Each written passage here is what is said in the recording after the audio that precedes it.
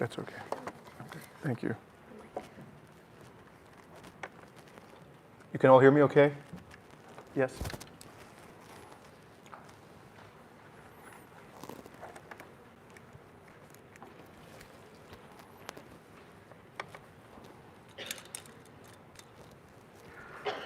So thank you, friends and comrades, for coming out this evening on this momentous day. When Tamara and I began this tour in November, we stopped along this tour in London, Kitchener, Toronto, Mississauga, Ottawa, and now in Windsor. This is our final stop in this tour. I don't think we ever imagined that we would conclude this tour on such a historic occasion as today. And I'm referring, of course, to the ceasefire that was mercifully announced hours ago. Sure. Thank you. Maybe I could put it up here.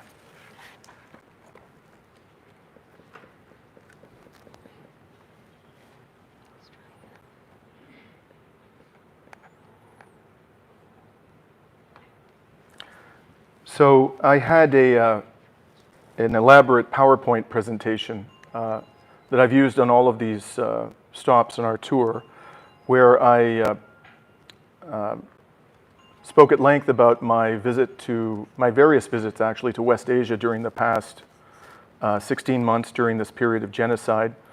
Those trips took me to Lebanon on multiple occasions, including in the south. I went to Palestine, both the West Bank and to the border of Gaza.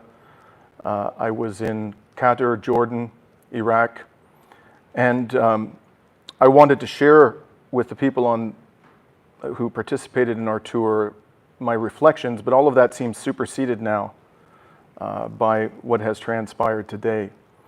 Now, before I continue, and I'm going to focus today on on what we've learned about the ceasefire, I'd like to invite you all to stand for a minute of silence in honor of the children of Gaza who have died during the horrors of the past 16 months.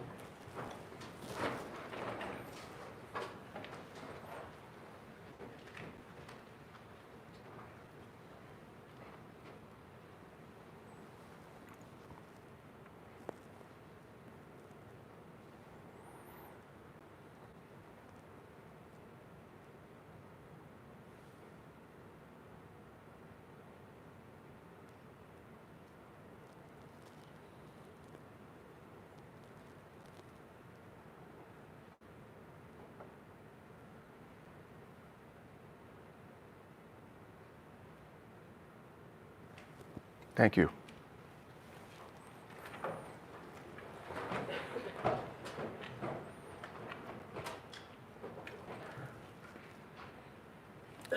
I submit to you today that what we have witnessed in Gaza for the past 16 months will be remembered as one of the greatest acts of collective resistance in human history.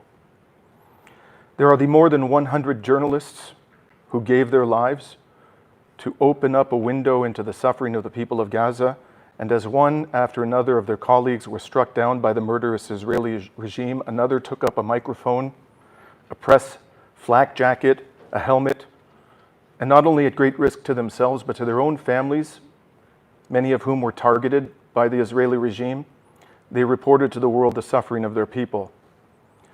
This act of collective resistance included the emergency responders, the medics, and the ambulance drivers who were gunned down mercilessly, including those who tried to save the young Hind Rijab before she was mercilessly murdered by Israeli soldiers in Gaza.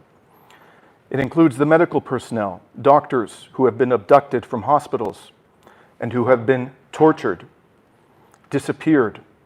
It included the humanitarian aid workers, including some of whom come from the West, like the World Central Kitchen workers, who were hunted down like animals in the streets of Gaza as they tried to deliver humanitarian aid to its besieged people.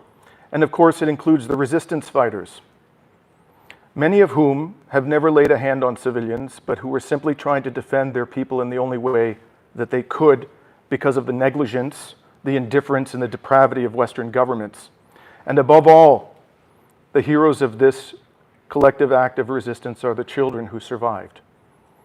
Despite all of the trauma, the fear, the starvation, they're here today, and they continue to smile.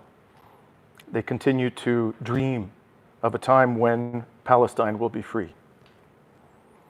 Now, I'd like to start by discussing with you what we know about the terms of this ceasefire. And as a preliminary note, while both sides are now said to have agreed to a ceasefire, Israel's Security Cabinet and government will need to approve the deal before it's implemented. But it does seem at this stage that this is a real agreement. It has been announced by the Qatari foreign minister. Both Joe Biden, Genocide Joe, and Donald Trump have confirmed that an agreement has been struck. Officials of the Israeli government have spoken to the media and have concurred in that assessment. And according to what we know, this ceasefire is expected to happen in 3 stages. First, in the first of these stages, 33 Israeli prisoners of war, expected to be women, including female soldiers, children, the elderly, and the sick or injured, will be exchanged for Palestinian prisoners. Most, but not all, of these 33 prisoners of war are thought to still be alive. 3 Israeli prisoners of war are to be released straight away, and I understand that that means on Sunday when the ceasefire is expected to go into effect, with the rest of the exchange taking place over 6 weeks. During this stage, Israeli troops are to begin pulling out of populated areas of Gaza. Israel would also allow displaced Palestinians now in the south of Gaza to return to the north. This is a very important element of this deal. Almost all of Gaza's 2.3 million people have had to leave their homes because of Israeli evacuation orders, and oftentimes when people evacuated to the areas where they were told to go, they were struck intentionally by the indications of all evidence by the Israeli military. But now they're to be permitted to return to those parts of Gaza that they call home. There's also to be a surge during this initial stage in humanitarian aid deliveries to Gaza, with hundreds of trucks allowed in each day. Negotiations for the second and third stages are to begin on the 16th day of the ceasefire. In the second stage, what would happen is not clear, but there is a broad outline in the drafts that have been leaked to the media. The remaining male hostages, soldiers and civilians, are to be released in return for more Palestinian hostages. Of the 1,000 Palestinian hostages Israel is thought to have agreed to release overall, about 190 are serving sentences of 15 years or more. An Israeli official has told the Western media that those convicted of murder in Israel's kangaroo courts would not be released into the occupied West Bank, and there's some suggestion that they would go to a third country. There is also to be, during the second stage, a full withdrawal of the Israeli military from Gaza and the start of what has been referred to as a sustainable calm. And this has been defined in previous proposals as a permanent cessation of military and hostile operations. In the third and final stage, the reconstruction of Gaza, something that will take at a minimum many years and possibly decades, is to commence. And of course, depending upon the pace of the reconstruction, and if it is at a pace that has been consistent or is consistent with prior assaults on Gaza, many Palestinians living today in Gaza will not live to see the day when their besieged enclave is returned to its prior state. But nonetheless, it is during this third stage that the reconstruction is to begin in earnest. And in this third stage, also resistance groups in Gaza would return to Israel the bodies of any Israeli prisoners of war who died during the genocide. Now, I'd like to say something about the nature of this deal. In my opinion, this deal constitutes a strategic defeat for Israel. And why do I say that? I say that because Israel has not destroyed the resistance groups in Gaza, not any of them, and it vowed to do so. It set that as a condition for the cessation of hostilities, or what I think could more accurately be described as a genocidal rampage in Gaza. And it's very clear that that has not occurred. In fact, within the past 4 to 6 weeks in northern Gaza, dozens of Israeli soldiers were killed by resistance fighters, and many more were wounded as the Israeli military committed unspeakable atrocities in that part of the enclave. Israel has not ethnically cleansed Gaza, which was clearly a goal, although they didn't use that language necessarily, and it was particularly the goal of the more extreme members of Netanyahu's cabinet. I'm referring, of course, to Smotrich and Ben-Gvir, amongst others. That has not happened, and in fact, it is in North Gaza, which was the area where they concentrated upon during the past few weeks with a view to clearing it of all Palestinians, where Israel suffered the highest number of casualties during the past month. Israel is now an international pariah to a far greater extent than it has ever been. Its prime minister and its former defense minister, Yoav Gallant, are the subject of arrest warrants issued by the International Criminal Court. The International Court of Justice has deemed it plausible that Israel is committing genocide. And that case is proceeding apace, and with each passing week or month, additional states are joining with our comrades in South Africa to prosecute that genocide claim against Israel. Many Israelis have come to the conclusion that Israel is not, as had been promised to them, a sanctuary, but that because of the brutal dispossession of the indigenous population of the land, it is in fact a very dangerous place for them to live, and many of them have voted with their feet and have left. They've gone back to the Western world, or for the first time have set up residence in the Western world because they simply do not feel safe in what is a land belonging to others. Is this a victory for the Palestinian people?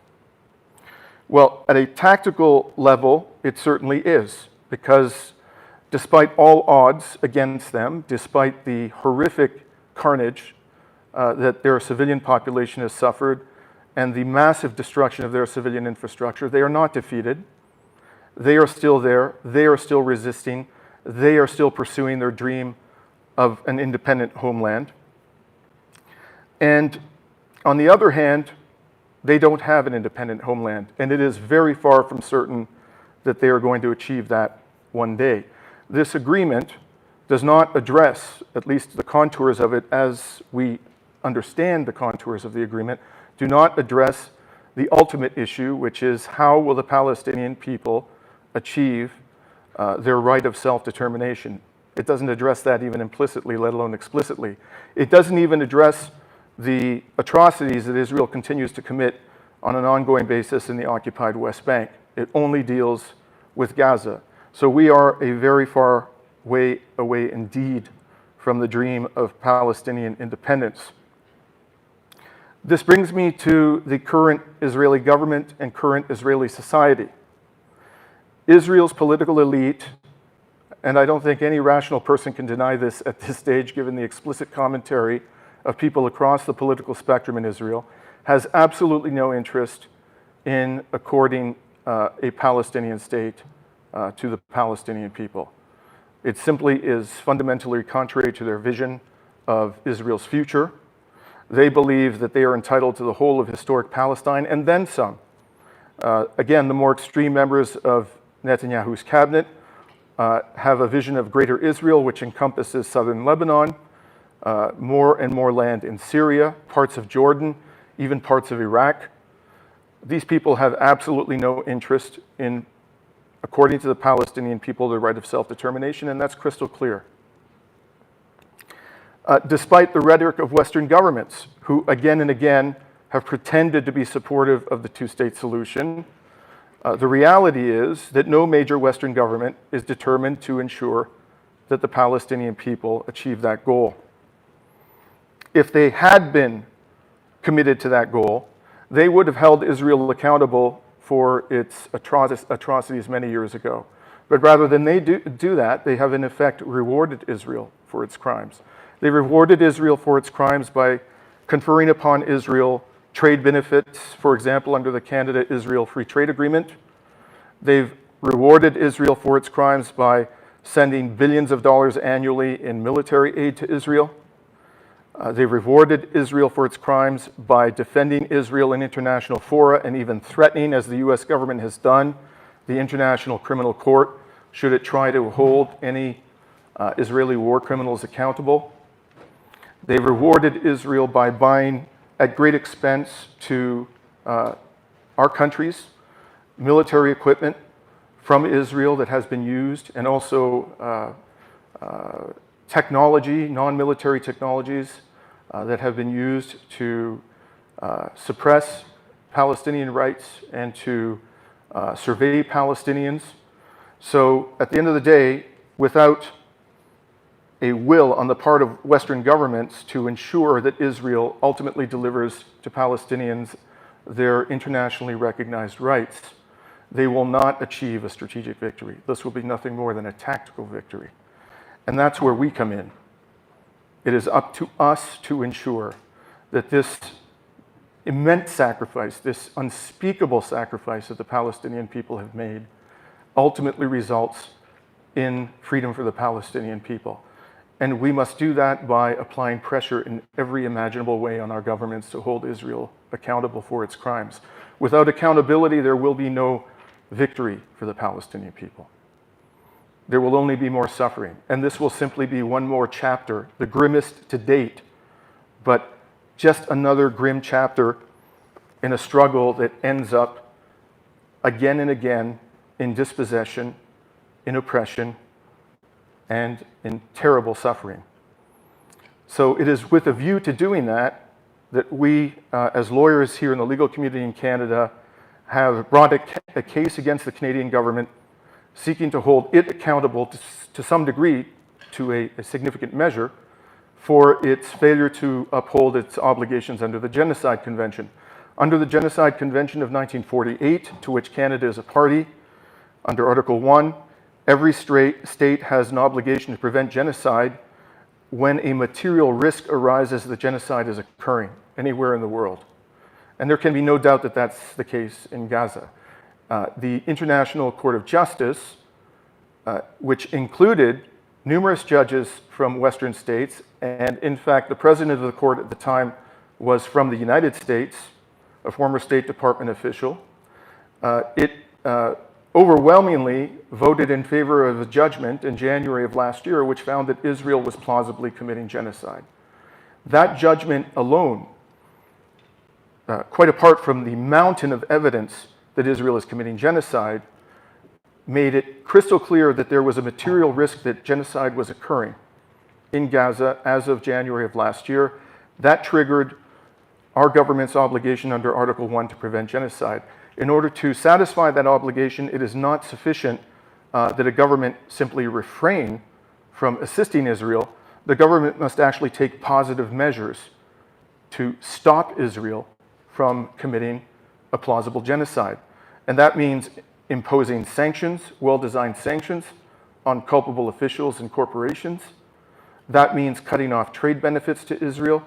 That means supporting legal action against Israel in the domestic and international courts, and in particular those who are participating in the oppression of the Palestinian people in Palestine, and a range of other measures, none of which the Canadian government has taken. The Canadian government rose to the occasion when Russia invaded Ukraine.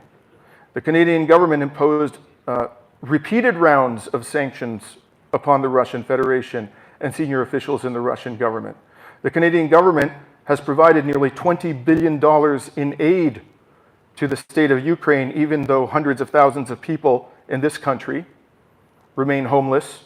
They preferred to provide billions to a government in Ukraine which is no longer legitimate, if it ever was, because Volodymyr Zelensky's term has expired and he now rules by martial law. We know this government to be extraordinarily corrupt, and above all, we know that this war is lost. Ukraine has no reasonable prospect of victory, and every dollar spent on military aid to Israel to Ukraine at this stage is simply prolonging a war that is resulting in the destruction of that country.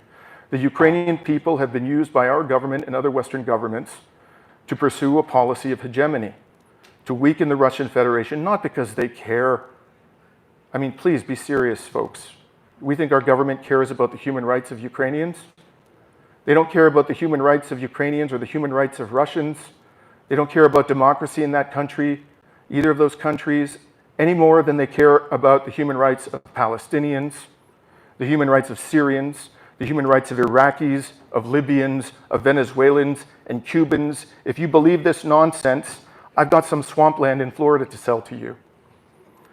Our government places no importance to human rights and democracy and international law in the formulation and implementation of its foreign policy. Zero.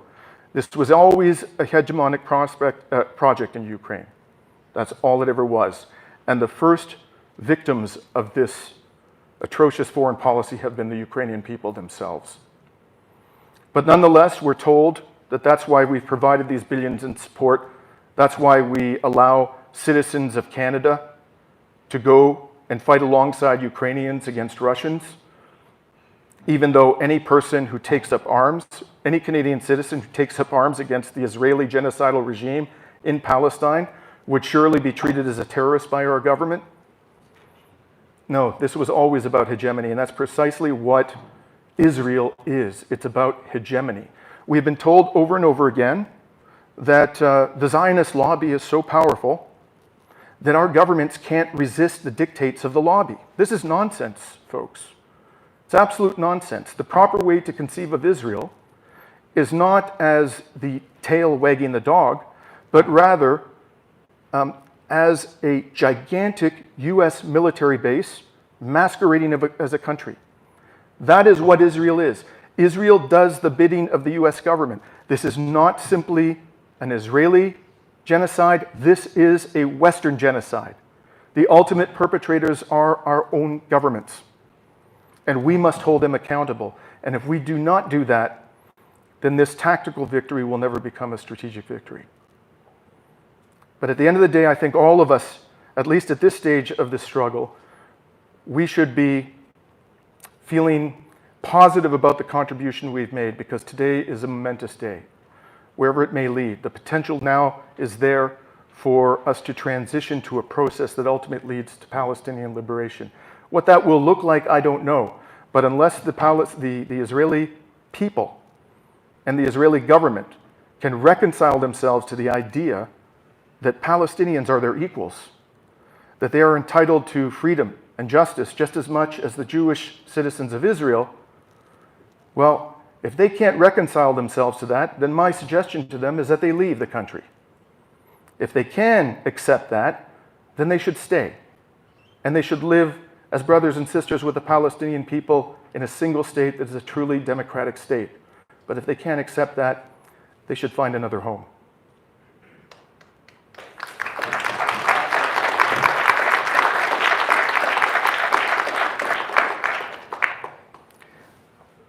That's what I wanted to share with you today about this ceasefire. It is a very promising moment for the Palestinian people and for justice in this world. And I look forward to interacting with you in the Q&A and invite my colleague Tamara to now speak to you.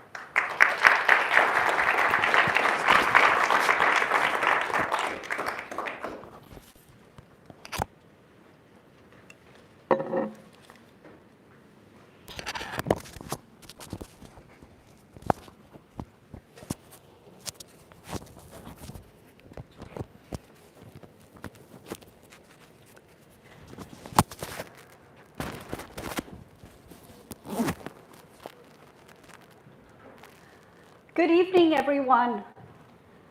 Can you hear me okay? And you can see my slides? Okay, that's great.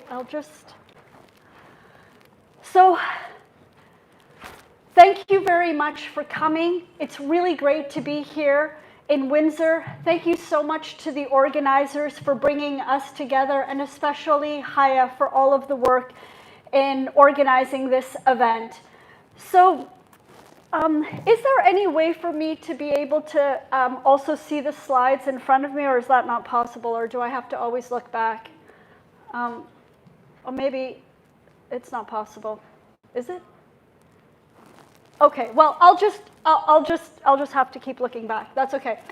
So, For my presentation, I want to talk to you about Israel's relationship to NATO and NATO's role in this genocide, and then how NATO is influencing adversely Canadian foreign policy, and NATO's role in the proxy war in Ukraine, and then what we can do to try to take action to resist this, and share with you some resources.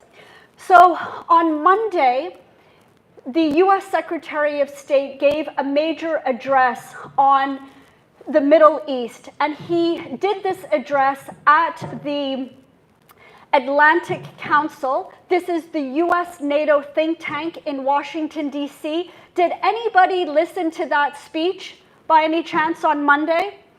So if you listen to that speech, you will know that it was delusional, it was deceptive, and it was full of double standards.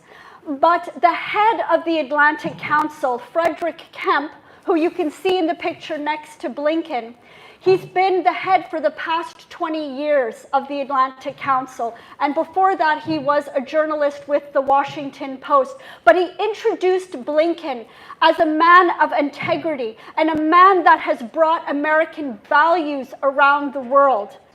Just unbelievable.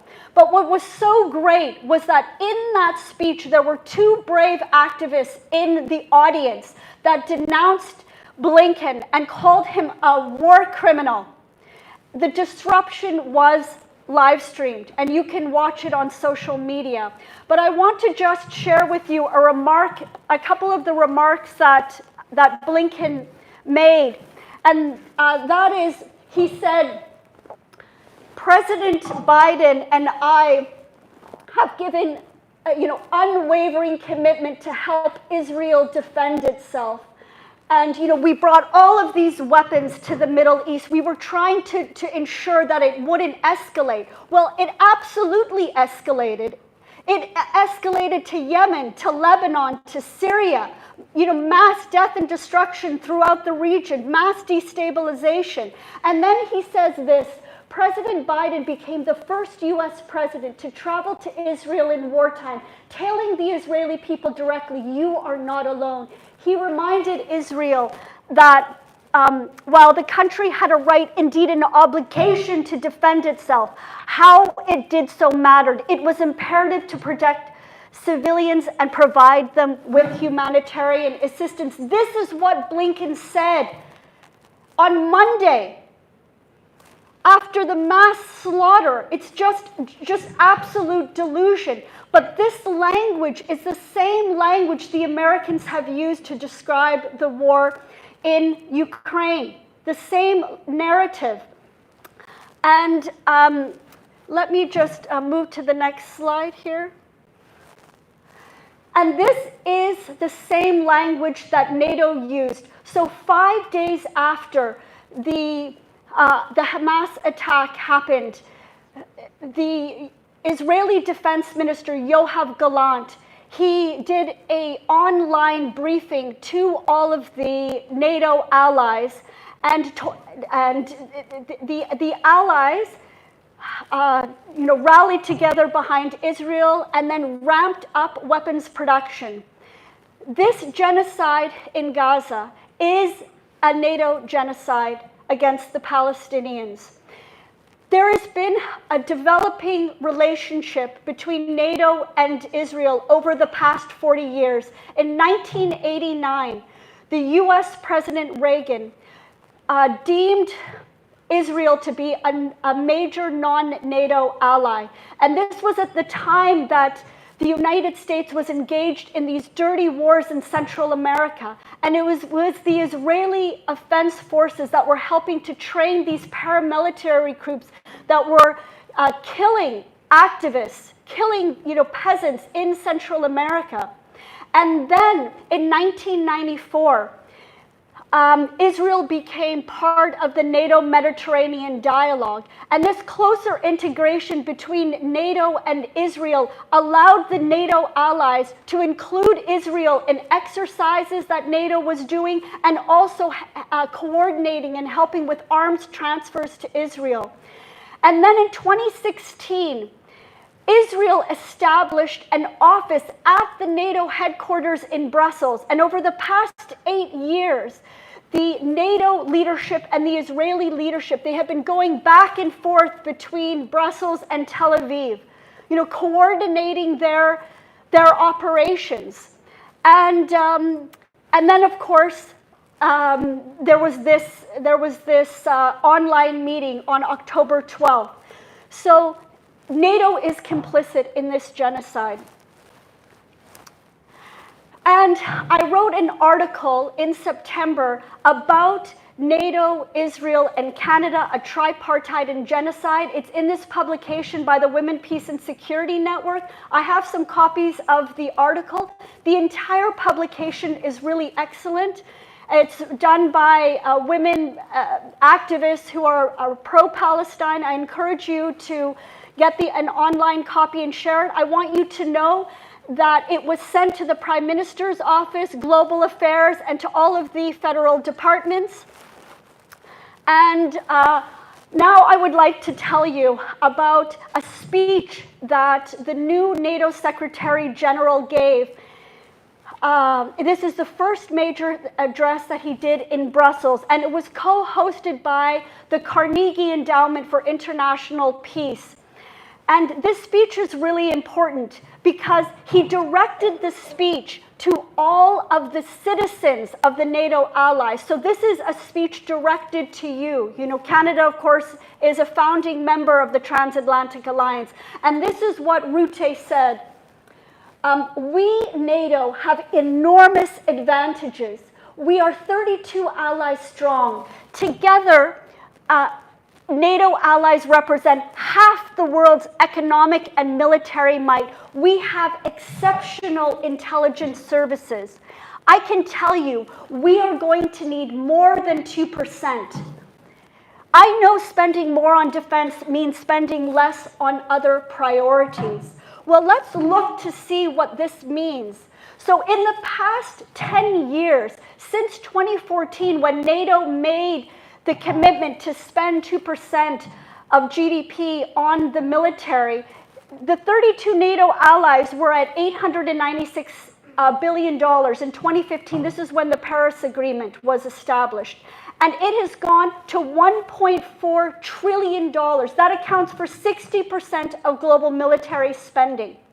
That's more than $200 billion a year. And these NATO countries are the Western developed countries that are most responsible for the climate catastrophe and underdevelopment, and they have failed to pay their commitments for climate finance. They don't know where to find the money. Well, it's in military spending. And now let's look at what this means for Canada. So in the past 10 years, our military spending has doubled from $20 billion to $41 billion. And at $41 billion, we are only at 1.4% of GDP. But among the 32 NATO countries, Canada is ranked 7th among those NATO allies for military spending. We are told constantly in our media that Canada is a laggard on military spending. We don't spend enough. We spend too much, and we need to reduce military spending. But you know what? In July of this year, at the 75th anniversary summit for NATO in Washington, D.C., our Prime Minister and Defense Minister made a commitment that Canada was going to spend 2% of GDP, and we were going to meet that target by 2032 in the next 8 years. Well, look at that last column on the slide, $41 billion. Now double it, because in October of last year, the Parliamentary Budget Office did a report to estimate what will it cost for Canada to meet that 2% target. And it will mean that we will be spending $81 billion annually on the military. So what are we going to have to cut for that? Pensions, housing, healthcare, education. This is going to be a theft from our children, and we must stop this, friends. And the problem is that none of the political parties are speaking out about this. None of the political parties are saying no. Every single member of parliament is saying we're not spending enough on the military, and this needs to change, and it can only change if we put intense public pressure to change it. And we should be calling also for Canada out of NATO. So, at this level of military spending, $41 billion, Canada is ranked 16th highest in the world. We are just under Israel. Now look at the United States as number one at $916 billion. Do you know that the United States has not passed an audit in 30 years? That budget is highly corrupt. They can't account for trillions of dollars over the past 30 years, and the Americans continue to increase that budget. Why should we be following that lead and increasing our military spending? Now look at China's military spending, a third of that, about $300 billion. Russia, $100 billion, but most of the top military spenders are the NATO allies. So what are we doing with all of this money? There is a misperception in this country that Canada is doing peacekeeping in the world. No, we are not. We haven't been doing peacekeeping seriously for over 30 years. Canada is currently ranked 71 with only 30 peacekeepers wearing the UN blue helmet. We're not doing peacekeeping. What we are doing is war making with NATO. Let's consider, what we have done in the past 25 years. In 1999, Canada and the NATO allies illegally bombed and broke up Yugoslavia. And then 20 years, we destroyed Afghanistan. And again, it was illegal. And then we illegally bombed and destabilized Libya, causing a humanitarian crisis across North Africa. And then what we've done to Iraq, the sanctions and the death and destruction of that country. And now what NATO is doing to Ukraine and what NATO has been doing in the Middle East. And think too about what we've done to Haiti, the poorest country in the Western Hemisphere. We overthrew their government in 2004. They don't even have one elected official. It was the United States that put a gun to Aristide's head while Canadian soldiers were at the perimeter of the airport in Port-au-Prince and marched him to a plane and sent him to the Central African Republic, and the country is in crisis, abject poverty, and there's been no accountability for any of this. But all of these countries, the intervention, the operation by NATO and the United States and Canada has been the same. We have armed rebels. We imply punitive sanctions. We demonize the leader. We lie about the narrative. We manufacture atrocities. No accountability, no justice. This has been going on for decades, and it needs to stop. So this is what we have done to Ukraine. This is what we've done to Ukraine. This is what we've done to Ukraine. So on December 31st, the United Nations Human Rights Commission released their latest report on the situation in Ukraine. And they list the number of casualties. That's the next slide. This slide shows you the map of the territories that Russia, you can see in the yellow there, that Russia now controls. And remember, these areas, Crimea, Kherson, Zaporozhye, Lugansk, and Donetsk, they have passed resolutions saying that they want to join Russia. For the people, the ethnic Russian-speaking minority in southern and eastern Ukraine, for them, Russia is liberating them. Because what we did is we armed and backed violent Ukrainian militias that were shooting and shelling into these regions since 2014, since the coup. And for their perspective, Russia is protecting them and liberating them, whether we want to accept this or not. And just think about how this would apply for how we describe the resistance in Gaza, by Hamas, by Hezbollah, by the Houthis. So in this report, they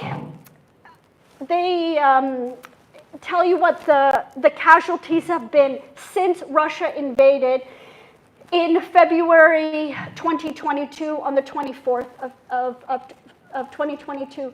So you can see that in the past almost 3 years, there have been 12,000 civilians killed. This is on both sides. So 12,000 killed. This is a tragedy. This is terrible. And then there's been about 26,000 injured. So compare what's happened in 400 days in Gaza, right?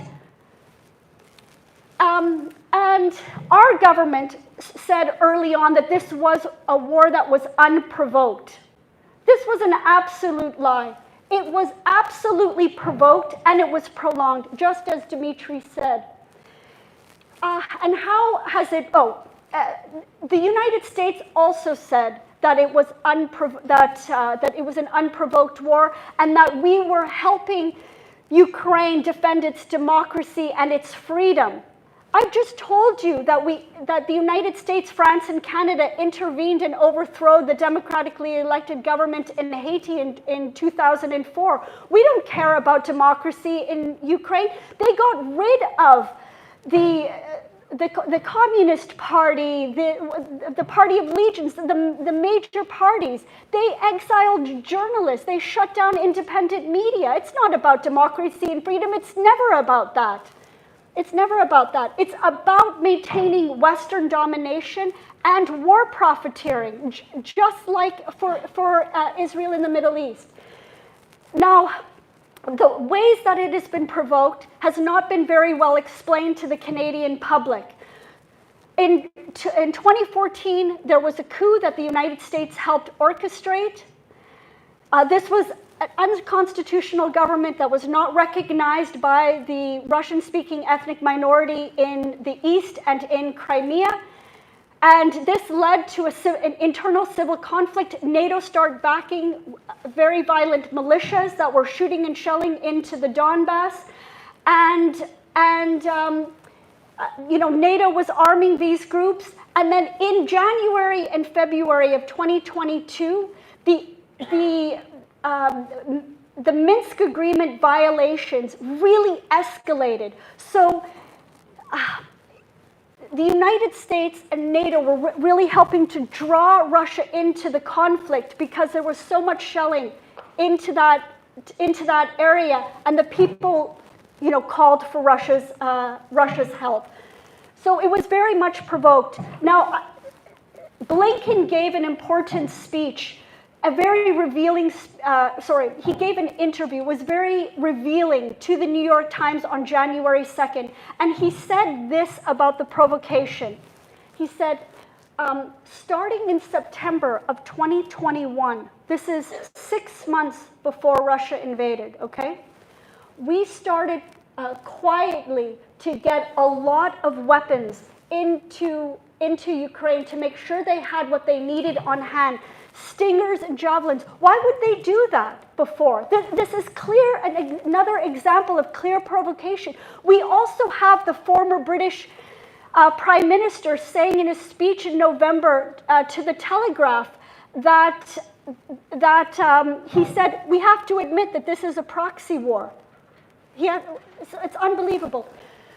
And I want to bring to your attention two important developments in 2014, and that is an article that the brave journalist John Pilger wrote to The Guardian in 2014, and he said, in Ukraine, the US is dragging us towards war with Russia. Washington's role in Ukraine and its backing for the regime's neo-Nazis has huge implications for the rest of the world.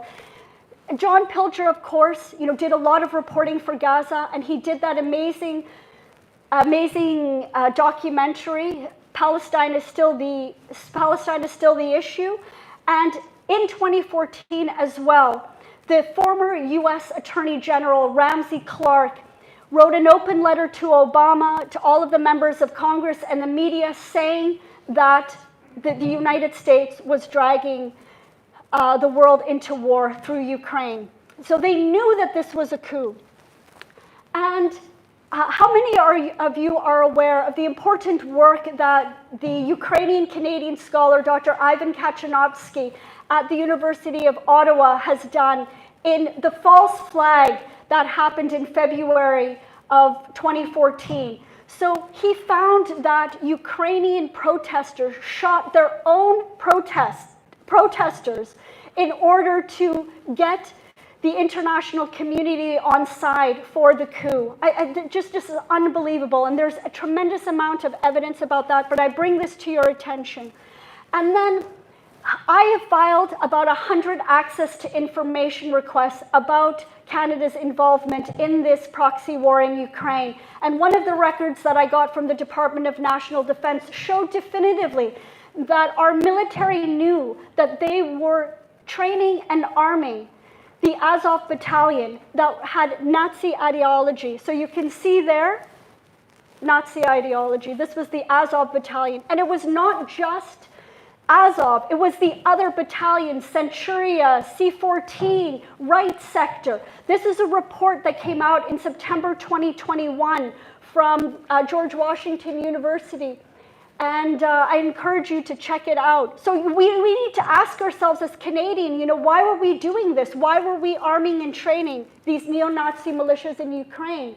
And that same month that report on the national extremist militias came out was a report that came from the European Union auditors.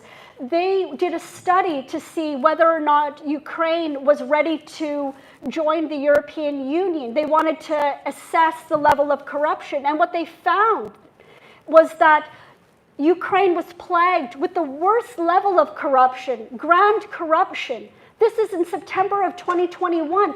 But over the past 3 years, we have given $19 billion to the Ukrainian state, $15 billion to the government, and almost $5 billion in weapons with no oversight or accountability. I wrote to Canada's Office of the Auditor General to ask if there was any assessment, any review of this, where this money is going, where are all of these weapons going exactly. And they haven't done an investigation. And none of our members of parliament have been asking any questions about this. So a few months after the next escalation of the war, in April of 2022, this was after Ukraine decided not to accept the peace agreement with Russia because of pressure from the United States and the United Kingdom.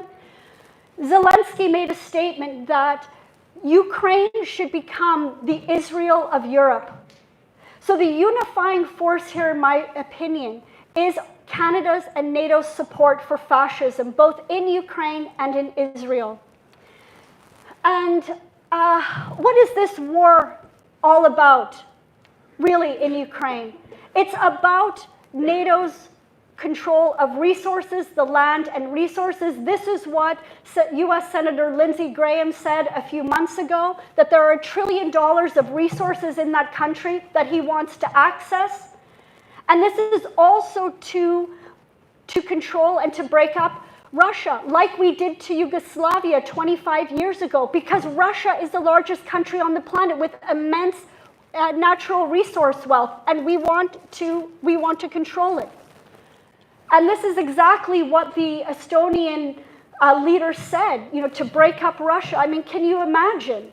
And this is what the preeminent expert on US-Russia relations knew in 2019 in his very prescient book, War with Russia. I encourage you, if you're interested in this conflict, to get a copy of these two books, and we could talk more about it in the discussion.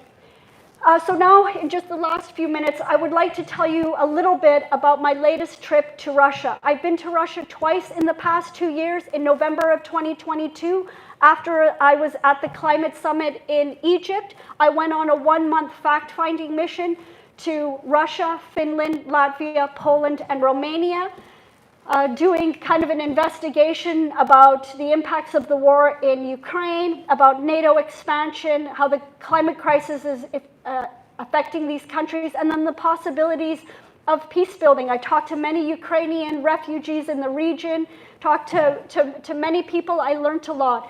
The second time that I went to Russia was this past September for the 4th Eurasian Women's Forum. How many people in this room have ever been to Russia? Have anybody been to Russia? Okay, just a few of you. Well, I want to really encourage you to go.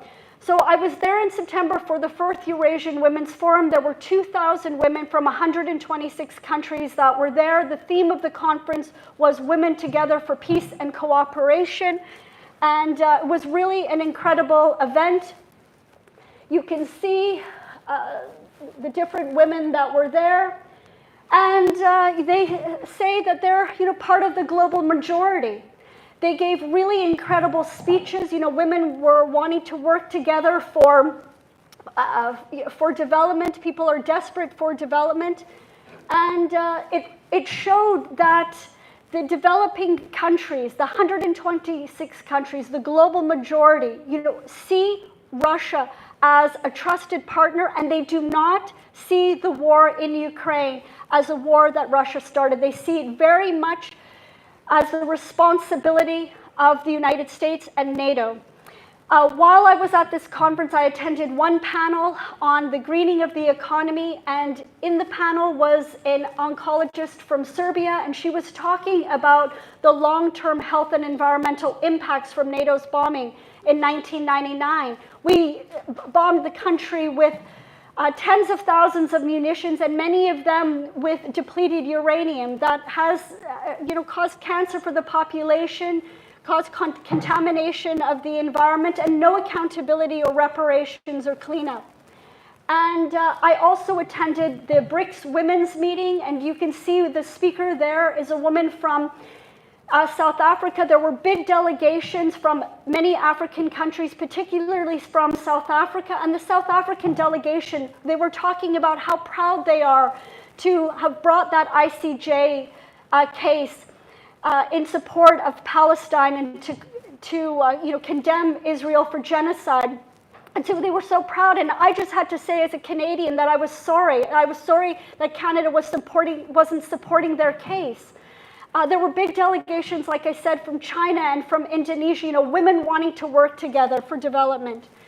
And I also attended a conference while I was in St. Petersburg on peace, nature, and cooperation in the Baltic Sea and the Arctic Sea. We have our statement and a report about my trip up on the WILPF Canada website, so you can find out more. And while I was in Russia, I also went to Moscow, and I took a high-speed train from St. Petersburg to Moscow. And while I was on the train, I read Russia's foreign policy statement. There's 2 things in this picture that Canada doesn't have: high-speed rail and a foreign policy statement. We haven't had a foreign policy statement in 20 years because NATO dictates what our foreign policies are in the world, and we're spending so much money on the military we can't afford, advanced public transportation like this. While I was in Moscow, I also went to the Canadian Embassy. I had a meeting there. I was really shocked to discover that Canada's embassy has moved right into the British Embassy. I met with the Charge d'Affaires. I brought a copy of this book by a recently retired British diplomat, Ian Proud. The book is called Misfit in Moscow: How British Diplomacy Has Failed from 2014 to 2019. And I gave a copy of this book to the Canadian diplomat, and I said Canada's policies towards Russia has failed as well. We need to stop sending weapons to Ukraine. We need to start peace building, ending the war. And this charge d'affaires that I met, Brian Ebel, he was called before the Russian government because the year before, our Foreign Affairs Minister Melanie Joly had said in an interview that there should be regime change in Russia. You know, this is what it's all about. You know, we have to, you know, why are we doing that in Russia? And yeah, these are just some of the questions that we need to ask ourselves. You know, why were we arming and training neo-Nazi militias? Why did the Canadian Parliament stand on their feet and applaud a Nazi collaborator during the Second World War? Why are none of our members of Parliament asking questions about this? Why did the media lie by omission, you know, by telling only half the story?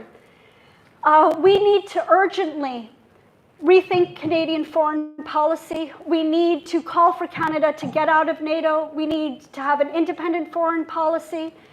And we need to peace build with all countries. We need to peace build with Russia. Russia is our Arctic neighbor. And if we're concerned about climate change, we need to work cooperatively with China and Russia in the Arctic. And if we're concerned about our social programs, then we need to get out of NATO so we're not meeting that 2% target. So this, friends, is the work ahead of us. And I think we have a really opportune time because we are going to be having a federal election. There's going to be a leadership race. You know, we should get in there and try to center peace and a new foreign policy in these upcoming election debates.